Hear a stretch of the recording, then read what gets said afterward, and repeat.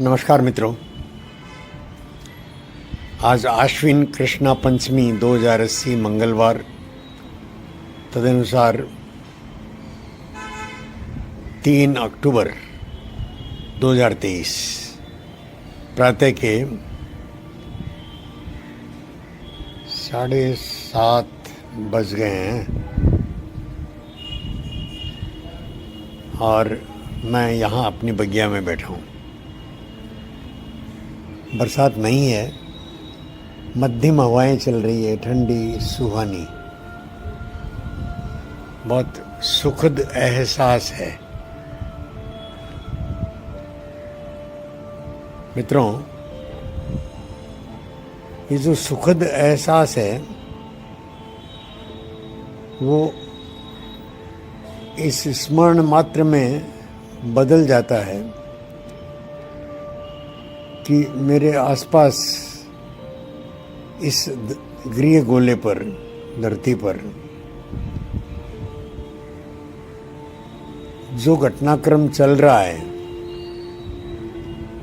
वो सुखद तो नहीं है, वो कष्टदायी है। उसमें से हर संवेदनशील व्यक्ति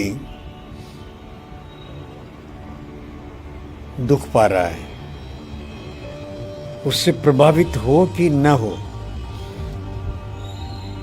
देखिए, इस सारे घटनाक्रम से भारत सबसे कम प्रभावित है। ये भारत का सौभाग्य है, भारत को ऐसा नेतृत्व मिला है कि वो विश्व में लगी आग की आंच भारत पर कम से कम आने दे रहा है और उसका दिल वैश्विक मानव के लिए भी धड़कता है और वो ये देखता है कि भारत पुनः विश्व की समस्याओं को सुलझाने में अपना निश्चित और सक्रिय योगदान दे। भारत बैठा न रहे, भारत चुपचाप न रहे। भारत के चुपचाप रहने के दिन नहीं है।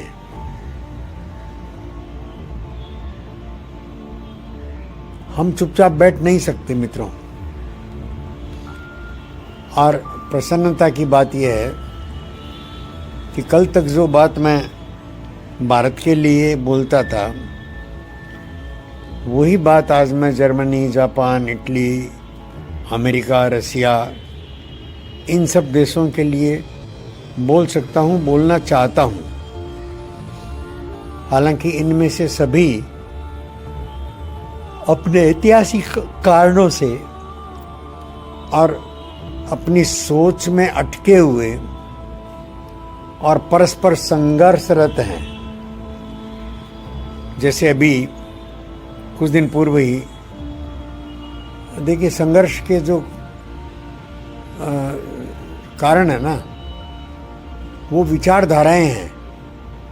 रसिया और चाइना चूंकि एक ही विचारधारा में से पनपे बड़े देश हैं, तो कोरिया के साथ युद्ध में चाइना को रसिया का साथ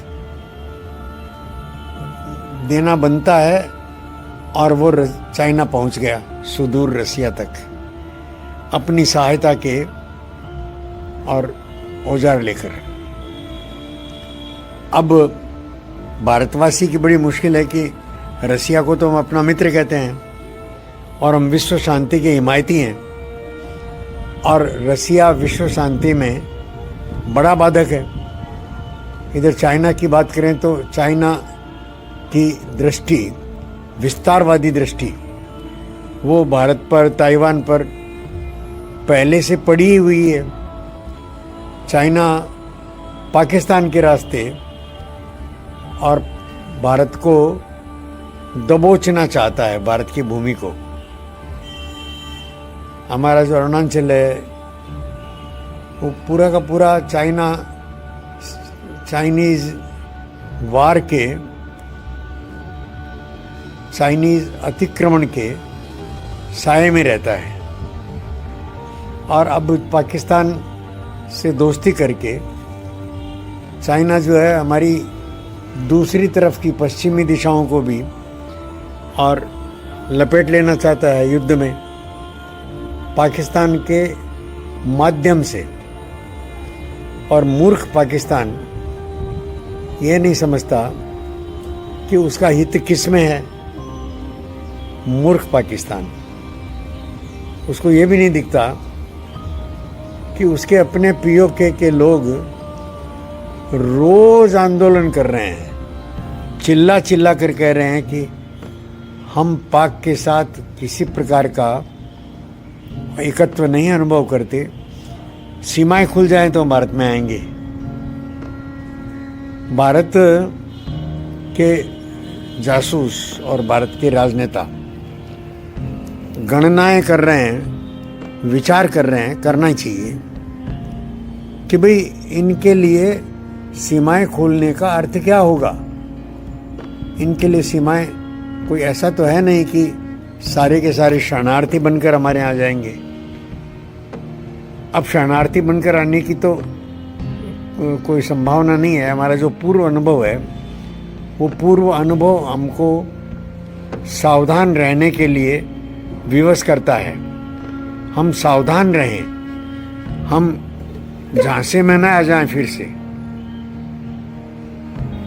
मतलब पहले भी ये पाकिस्तान के झांसे में इसी मोदी काल में स्वयं मोदी जी आए हुए हैं। नवाज शरीफ की बेटी की शादी थी और बिना किसी पूर्व कार्यक्रम के मोदी चले गए उस शादी में अटेंड करने के लिए। एक ही हेलीकॉप्टर में बैठ गए, एक ही कार में बैठ गए। इससे अधिक और प्रमाण क्या होगा। दुश्मन देश के साथ कार एक ही, हेलीकॉप्टर एक ही, और उसमें भारत के आम आदमी को तो मोदी जी की निडरता का एहसास हुआ, भाव हुआ।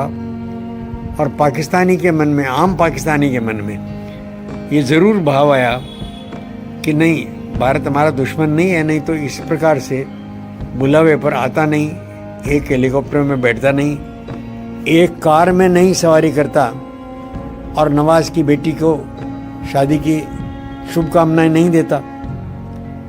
तो भारत हमारे लिए खराब नहीं हो सकता, हमारा दुश्मन नहीं हो सकता। ये दुश्मनी की भावना शिथिल पड़ी, उसी का परिणाम आज पीओके में हम देखते हैं, बलूचिस्तान में देखते हैं और लाहौर इस्लामाबाद तक दिखाई देता है। मैं तो ये देखता हूँ कि पीओके ही क्यों, बलूचिस्तान ही क्यों,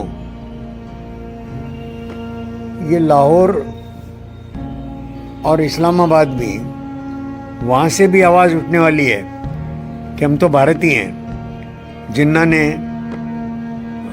गलती की जो हमको भारत से अलग किया। ये सारी संभावनाएं जो हैं वो इसी मोदी काल में बन रही हैं। और पता नहीं क्यों मित्रों, मुझे ऐसा लगता है कि मेरी देह रहते भारत पुनः अखंड हो जाए। अगर पाकिस्तान लाहौर इस्लामाबाद से आवाज़ उठी तो बांग्लादेश तो तैयार ही बैठा है। अब हमारी सोच, हमारी चिंता इस मुसलमान के लिए वो कहाँ तक वापस भयावह न बन जाए, ये चिंता हमारी जो है वो खाई जाती है। मित्रों, कितना भी मोदी अपनी सदाशयता दिखा दे, कितना भी सबका साथ, सबका विकास, सबका विश्वास ये नारे लगा दे, पर जो मीडिया पर दिखाई देता है और वरिष्ठ मुसलमान मौलवियों के स्वर वो तो कुछ संकेत दूसरे ही देते हैं। अरे वो मौलवी की बात मानेगा कि मोदी की बात मानेगा? वो अपनी कुरान की सुनेगा कि गीता की सुनेगा? और गीता भी तो वो उदाहरण देकर बता रहा है मुल्ला मौलवी खुद कि भाई गीता भी संघर्षों की तो कहानी है। गीता हो, महाभारत हो, रामायण हो, संघर्षों की कहानियां हैं। तो हिंदू संघर्ष नहीं करते ये कौन कहेगा? लेकिन ये बात भी कहना आज कठिन पड़ता है कि इस्लाम भारत के लिए परकीय है। हिंदुत्व और इसकी नाना सैकड़ों हजारों मत, पंथ, उपपंथ, ये सब के सब इसमें भारतीयता का स्वर शामिल है। इसलिए ये मानवता विरोधी कार्य नहीं करेगा, ये वैसा नृशंस नरसंहार नहीं करेगा जैसा पाकिस्तान बनते समय और हिंदुओं को लाशों से भर भर कर रेलगाड़ियाँ आती थी। 10 से 15 लाख हिंदू और मुसलमान भी कुछ कट मरे, जान दे दी। जो मुसलमान कट मरे वो भी अंततः इंसान थे, हिंदू की ही संतान थे, कन्वर्टेड हिंदू थे। ये सारा का सारा इतिहास वो कोई भुला तो नहीं गया। कौन भुला देगा अपने इस लोम हर्षक और लहू लुहान इतिहास को? और अभी समय जो है भारत के लिए भी और वैज्ञानिक उन्नति के माध्यम से, तकनीक के माध्यम से, और भारत का वैज्ञानिक मन जो है अभी आकाशीय उड़ाने ले रहा है। हमारे सामने चुनौतियां, हमारे सामने कार्य अनेक पड़े हैं मित्रों। इस पूरे ग्रह गोल की खोज करके, ग्रह गोल के सारे नक्षत्रों की और खोज करके, और सूर्य का प्रभाव हम पर और बाकी नक्षत्रों पर और पूरे प्रभामंडल पर, पूरे वायुमंडल पर कैसा पड़ता है, और किस प्रकार इसके दुष्प्रभाव को कम करके हम इसका खाली जो जागतिक और अच्छा प्रभाव है उसको ले सकते हैं। इसके लिए भारत पुनः मचल रहा है। नासा, इसरो ने साथ काम करना शुरू कर दिया है और पूरा विश्व जो है उसकी मानवीयता जैसे अंगड़ाई लेकर के अभी उठ रही है, काम कर रही है। लेकिन इसमें हम क्या करेंगे? चीन का क्या करेंगे? कोरिया का, दक्षिणी कोरिया का, उत्तर कोरिया का, और क्या करेंगे रसिया का, जो बाज ही नहीं आते। और ये सब मिलकर के पाकिस्तान के साथ, मुसलमानों के साथ मिलकर के एक बहुत विषैला गठबंधन बनाते हैं, समीकरण बनाते हैं। और ये समीकरण भारत को सावधान रहने के लिए और बहुत चेतावनियां दे रहा है। ये समीकरण चेतावनियां दे रहा है कि भारत सावधान रहे। मित्रों, सुबह सुबह मैं शुभ देखना चाहता हूँ, मैं अच्छा देखना चाहता हूँ। मेरा मन करता है कि मैं आपके साथ अच्छा वीडियो शेयर करूँ, लेकिन मेरे चारों तरफ की जो परिस्थितियाँ हैं, वातावरण है, परिवेश जो बना हुआ है, उसको मैं आंखें बंद करके नहीं चल सकता मित्रों। ये मेरी व्यवस्था है। अगर मैं उधर से आंखें बंद करना चाहूँगा, ज़बरदस्ती करूँगा, तो फिर अच्छी बात के लिए मन में अवकाश ही नहीं बनेगा। अच्छी बात भी आइए थोड़ी कर लेते हैं। नमस्कार। अच्छी बात के लिए दूसरा वीडियो चालू करूँगा।